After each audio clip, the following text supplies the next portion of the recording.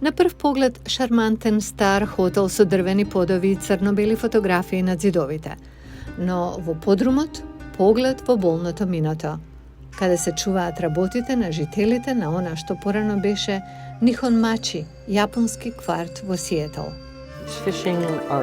Риболов и уметност. Има акварели, стара виолина, многу инструменти, книги, плочи.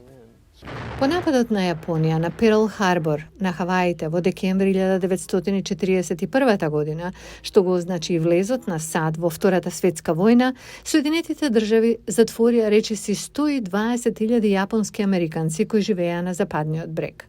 Тие можеа со себе да земат само она што можеа да го носат. Во тоа време хотелот бил во собственост на човек по име Такаши Хори. Господинот Хори беше 100% американец. Сите одеа кај него.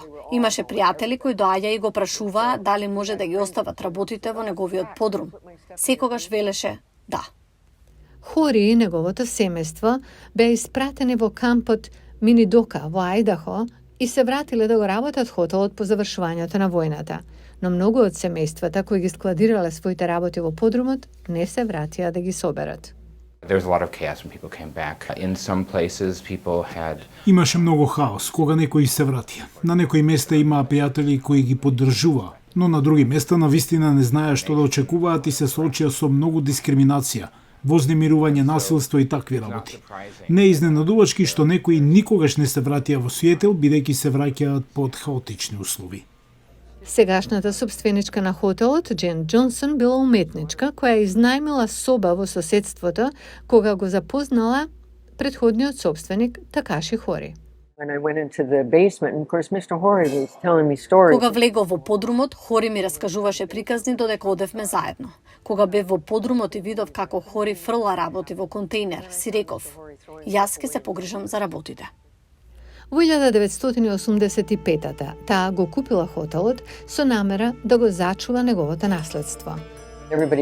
Сите мислеа дека ова е само некоја налудничава собственичка.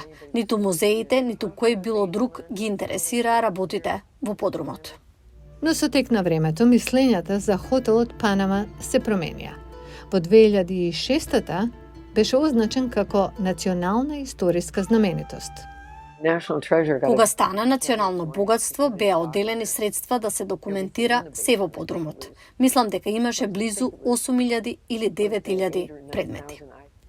Џонсон е во процес на отворање на јапонско-американски музеи на локацијата на хотелот, но таа инсистира дека тој ќе остане хотел, каде што туристи ќе можат да престојуваат во историските соби, со цел да се одржи квартот Нихонмачи во живот.